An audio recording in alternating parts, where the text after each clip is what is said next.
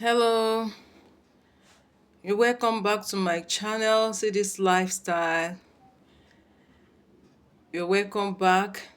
In my last video, we discussed about discipline, and then this is a channel where we talk much about parenting. And last week we discussed about discipline, and the summary of my discussion was school help you to shape your child. School educates, but as a parent, you build. So today, we are going to another interesting topic, and that has to do with some big mistakes or common mistakes that parents make, especially parents of school-age children and even adults.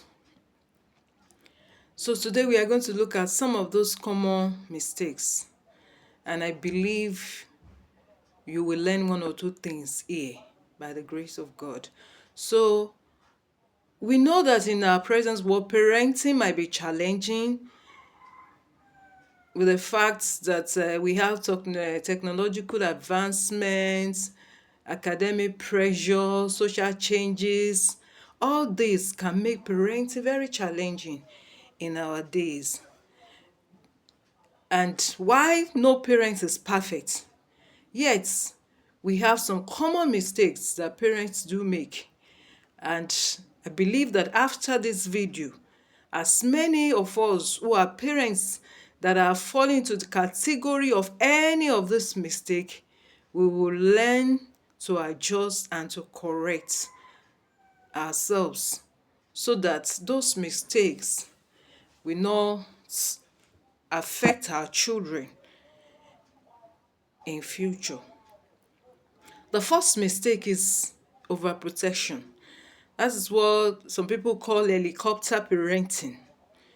You know, when you overprotect a child, it means that all the time you are always there to intervene.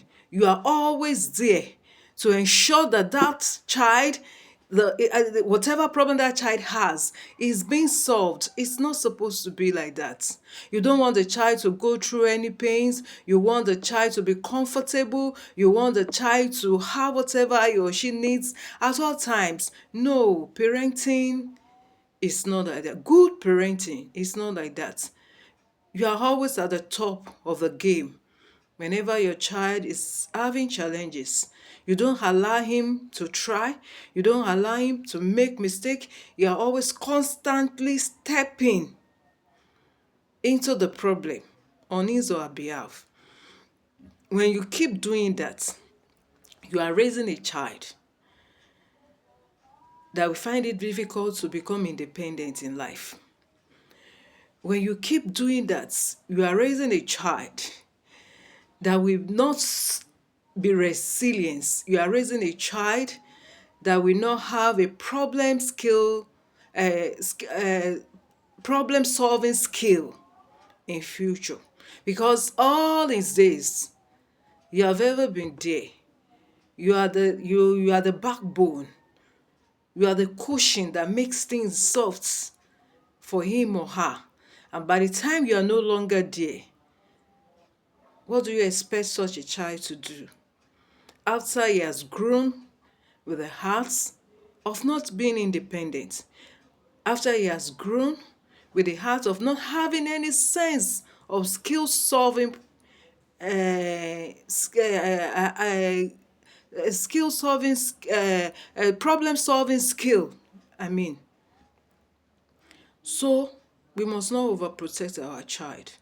Another problem with most of us as parents of this day is that we overschedule. That is overscheduling our children or our child. Because we are busy, because we go to work, because we don't have all the time, and so we don't want the child to stay alone or the children to stay alone in the house, we ensure that their school day is filled up with activities. From classroom to one music instructor, to sport instructor, from morning till evening. You don't give room for that child to rest. There is no rest. There is no unstructured play. And there is a popular saying that says, all work without play makes what? Jack a dull boy. And when all these are absent in the life of a child, no, no, it will not give that child the ability to develop properly. There will be no crucial development in the life of that child. So we must ensure that while our children play, they equally, while our children work, while they study, they equally play. That will help their mental development better. Another mistake is prioritizing grades over learning. The rate at which children learn differs, and grade is not as important as the progress your child is making in learning. So you don't, when you get your child report, you don't categorize your interest, or you don't put your interest or concentrate on the grade of your child. Look at the progression, look at the progress of the child as he or she progress over time, in a particular term or in a particular session.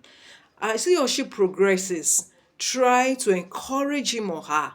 Let him or her know that he or she can do better next time, and appreciate the fact that that child is also progressing and doing well. And as you keep encouraging that child, you boost the child morale. But by the time you prioritize the grade over the learning process and the learning progress of your child, you damage something in the life of that child. It will make that child to become anxious. It leads to anxiety, and it reduces intrinsic motivation in the life of that child.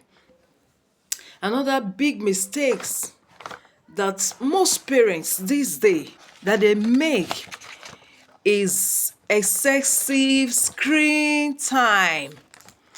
You allow your children to have excessive screen time, probably because they are on holiday, and so what, or because you are never there, you are too busy, because you are too busy to monitor them, to guide them.